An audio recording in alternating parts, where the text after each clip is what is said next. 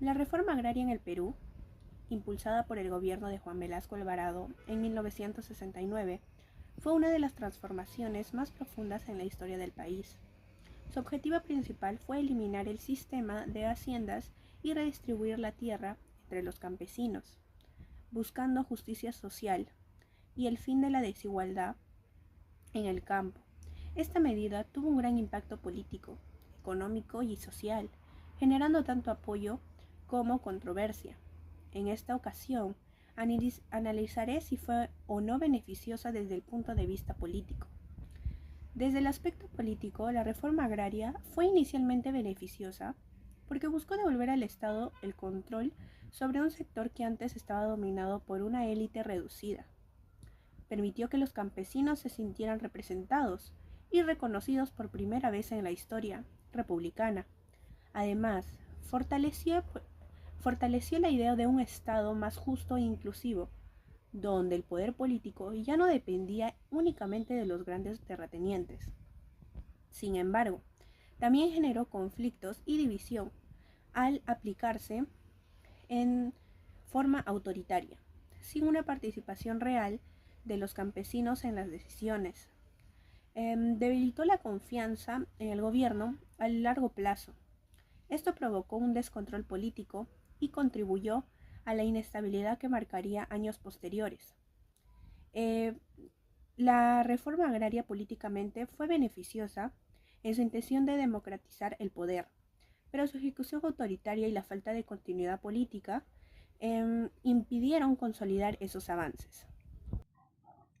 Mi postura frente a si la reforma agraria fue beneficiosa o no desde el punto de vista económico es que esta fue una medida necesaria y con beneficios iniciales, pero su aplicación deficiente impidió que se generara un desarrollo económico sostenible, ya que por un lado fue beneficiosa pues puso fin al sistema latifundista, en el que grandes extensiones de tierra estaban concentradas en pocas manos, mientras que la mayoría de campesinos trabajaba de manera precaria.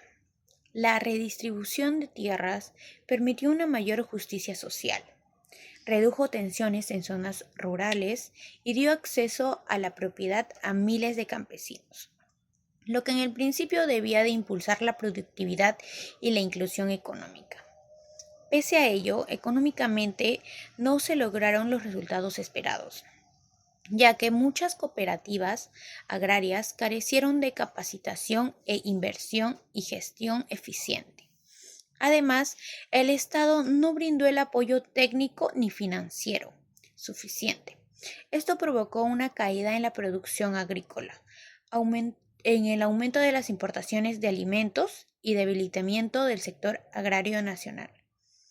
A lo largo, a lo largo del tiempo, el país perdió autosuficiencia alimentaria y competitividad en el campo. En conclusión, la reforma agraria fue beneficiosa en términos sociales, por lo contrario al punto de vista económico productivo. Los resultados fueron deficientes. La productividad agrícola no solo dejó de crecer, sino que cayó comparando con lo que hubiera sido sin la reforma, ya que ésta cayó en el 20% en el periodo de 1969 a 1985, según Espinosa La y reforma Escobar. agraria de Juan Velasco Alvarado en 1969 tuvo beneficios económicos para el Perú. La respuesta ante esta incógnita es no. Esto se puede ver evidenciado en tres hechos importantes que sucedieron en esta reforma. La primera es la caída de la productividad agrícola. Cuando Juan Velasco Alvarado expropia las tierras a los hacendados y a las empresas agroindustriales y se las da a las comunidades y cooperativas campesinas, se las da a personas que no tenían el conocimiento administrativo ni técnico adecuado. Tampoco contaban con la maquinaria ni la tecnología para poder producir eficientemente como el país ya lo hacía antes de la reforma, afectando gravemente a las exportaciones del Perú. Y esto se ve reflejado en un estudio que realizó el Banco Mundial que señala que en 1980 el Perú exportaba aproximadamente el 22% de lo que exportaba en 1970, a principios de la reforma. El segundo hecho es la desorganización del sector agroexportador. Cuando Juan Velasco Alvarado efectuó esta reforma, lo realiza cuando el sector agroexportador estaba bien sedimentado en el país. Ya había una red de comercio internacional. Las haciendas y las empresas agroindustriales estaban bien estructuradas y tenían contratos con el mercado extranjero para poder exportar con seguridad los productos como el algodón, el azúcar y el café. Pero ¿qué es lo que pasa? Llega la reforma y rompe todo esto. Y a pesar de que el Estado intentó asumir este rol de intermediario y introducir los productos peruanos al mercado extranjero, no lo logró con éxito, disminuyendo las exportaciones y de esta manera disminuyendo las divisas y afectando la economía del país. El tercer hecho es el enorme gasto público y como consecuencia el endeudamiento del país. Cuando Juan Velasco Alvarado expropia las tierras de los hacendados y de las empresas agroindustriales, tenía que indemnizarlos, afectando el gasto público. También tenía que financiar este sector agrario, financiar con créditos, capital, también aumentando el gasto público. Y todos estos hechos hizo que el país se endeudara más, afectando gravemente la economía a largo plazo del país, ya que también presenta otros problemas estructurales como la inflación y la falta de inversión privada.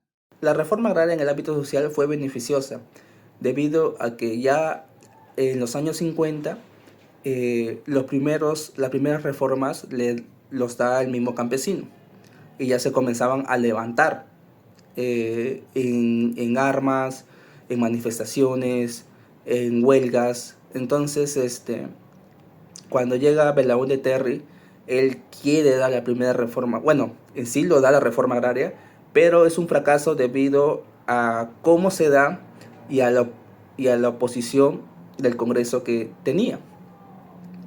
Pero la reforma agraria tiene un cambio significativo cuando entra al poder Velasco Alvarado.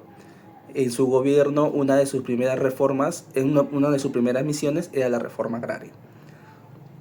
Nos dice el historiador Rolando Rojas en el 2021 que era necesaria la reforma agraria porque ya en los campos se comenzaba a levantarse y a manifestarse contra los hacendadores. Y esto podría ocurrir, o esto podría llevar a una consecuencia de crearse una guerra civil internamente. Entonces Velasco Alvarado lo que hace primeramente es expropiar las tierras de los hacendadores y no dárselas primeramente directamente a los campesinos, sino que dándoles a través de comités donde que realmente el campesino obtenía las tierras, pero tenía que pagar a los hacendadores, ¿no? Esto fue beneficioso ya que los campesinos creían de que por fin el gobierno estaba escuchándolos, porque durante todos los años siempre habían sido ignorados y olvidados de la sociedad. Entonces es ahí donde que en el documental La Revolución y la Tierra, Hugo Blanco nos comenta cómo ya la sociedad estaba ya cansada de tener que trabajar sin poder recibir un pago a cambio y tener que trabajar gratis para el hacendado. Nuestra postura, tanto como política como social, creemos que sí fue beneficiosa. Sin embargo, en el tema económico fue totalmente un rotundo fracaso, ya que esto sumó a la inflación que se da después en los años siguientes. Para reflexionar un poco sobre el tema, creemos que realmente era necesario la reforma agraria debido a la desigualdad que se había ya, siendo esto en los años 70 aproximadamente, había todavía una desigualdad social y esto en cualquier momento iba a terminar de repente con sangre o quién sabe crearse grupos que más adelante puedan crear problemas sociales, ¿no? Eso es todo, muchas gracias.